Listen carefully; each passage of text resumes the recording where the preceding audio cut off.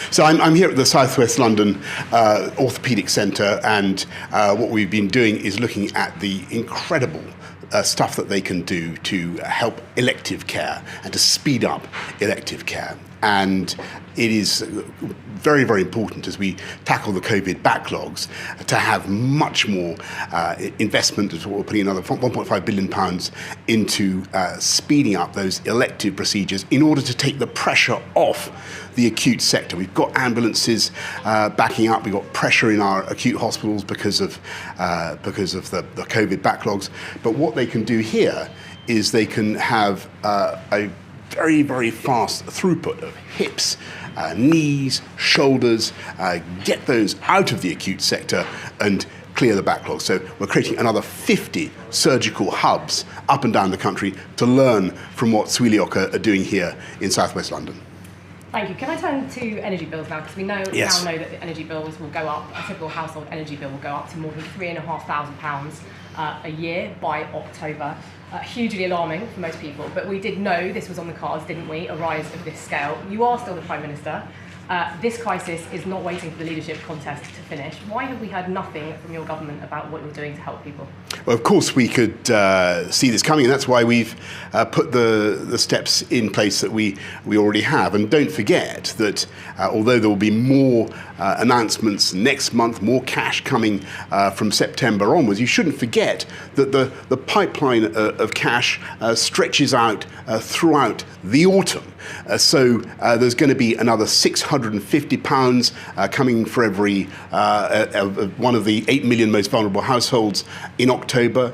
In November, another £300 to help every pensioner, £150 extra for everybody who is entitled to disability benefits, on top of what we're doing with universal credit and the living wage, lifting both of those up.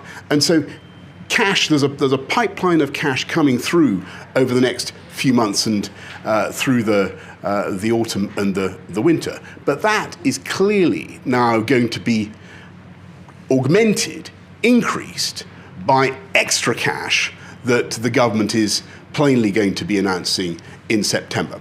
Now, I want to make a point about what we're doing. We want to target the household. So most of the money will go to the 8 million most vulnerable households. That's the right thing to do. A lot of money will be going to absolutely everybody. But what I don't think we should be doing is trying to cap the whole thing for absolutely everybody, the richest households in the country. This will go on for a few months, and it will go on over the winter, and it will be tough, and I've been very clear about that. But in the end, we're also putting in the measures we need to ensure that we have the energy independence to get through this. And we're putting in more nuclear, we're putting in more wind power. You've already seen a 26% increase in British gas now from the North Sea. And we're ending our dependence on Putin's hydrocarbons. In June, for the first time in a very, very long time, we imported no hydrocarbons from Russia. So what I'm saying to you is that the whole world is suffering this energy spike.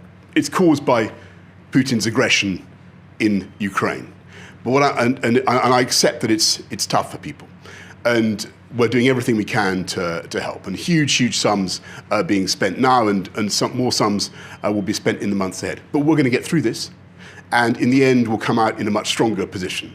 And Putin is going to be in a weaker position. And his ability to impose that economic blackmail will diminish over time.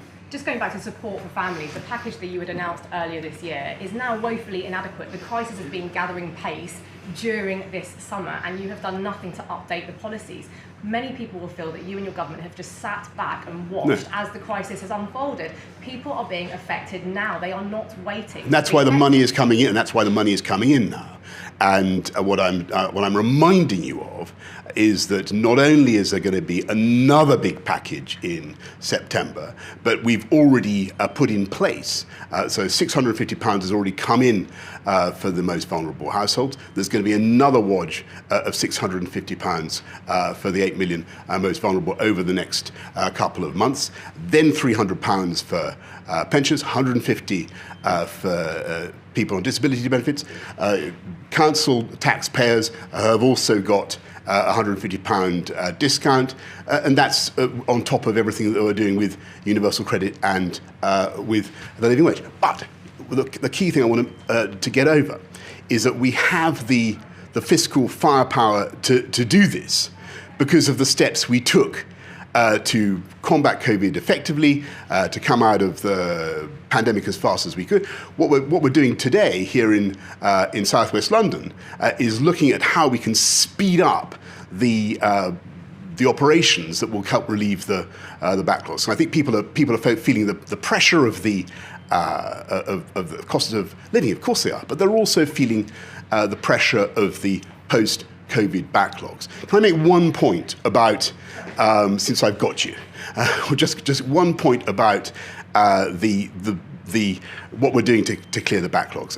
And yes, I know it's frustrating for people that there are delays, or the ambulances are backed up, there are problems getting into hospital. I know how frustrating it is. A lot of people are now saying, or some people are now saying, that is because there's extra suffering caused by the COVID lockdowns and caused by the decisions we took to stop the spread of COVID. I just want to say, that actually the logic was completely the other way around. What we were trying to do when we had, if you remember, we had COVID patients in the NHS running at more than 30,000, 40,000 beds, 100,000 beds in the NHS, more than 40,000 of them were full of COVID patients. The reason for stopping the spread of COVID was to stop that bow wave of infection that was going to displace other treatments. So the point I want to get over, which I think people need to remember, is that if we hadn't done that, then the delays for cardiac, the delays for hips, the delays for cancer treatment, all the other procedures that people care about, those would have been even greater. And that's what we're fixing today. You're referring there, I think, to comments by your former Chancellor, who said the government wasn't being honest at the time about the effects of lockdowns. What do you make of his comments, that scientists were given too much power and that the government wasn't being upfront about the trade-offs? I'm just giving you my view, which is that about the decision to try to stop the spread of COVID, and with all the things that we did, and I think you look back. People, of course, the inquiry will have to look at those decisions. So I'm very confident that they were the right ones. So I just want to remind people of the logic, because I think there's a bit of it all gets turned upside down. People say, oh well, it was because of the lockdowns that people's health was impaired. Actually, the purpose of using those methods, imperfect though they were, to restrict the spread of COVID, was to reduce the huge numbers in the NHS. And I remind you, 40,000 people at one stage occupying beds in the NHS because of COVID.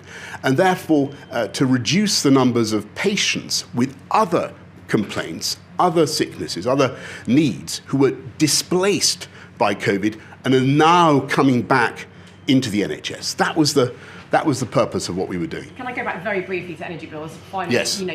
It's the thing on people's minds. Everyone is feeling the pressure. What is your message to people who are already struggling? Should they cut back on their energy use?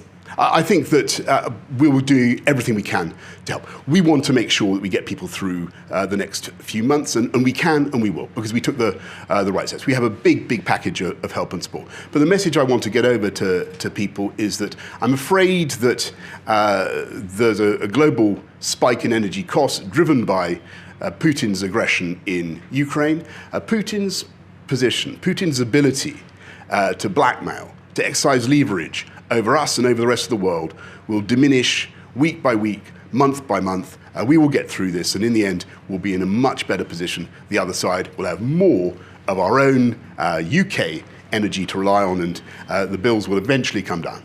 Finally, can I just ask you, are you alarmed that your Foreign Secretary, Liz Truss, was unable to say whether President Macron was a friend or a foe?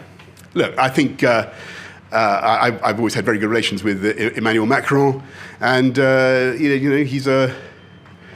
Emmanuel Macron est un très bon buddy de notre pays, en principe. So Liz Truss, your Foreign Secretary, was wrong to say the jury's out. I think that the relations between the UK and France are of huge importance. They've been very good for a long time, ever since the Napoleonic era, basically, and I think we should celebrate that. And as for Emmanuel, I've had very good relations with him, and I can tell you something. He's a great fan of our country. Will you try and smooth over those undiplomatic remarks? You're trying to drag me into, and you're not going to succeed. You're trying to drag me into commentary on the Conservative Party leadership election, which is not yet over, and I will say nothing about that. Prime Minister. Thank you.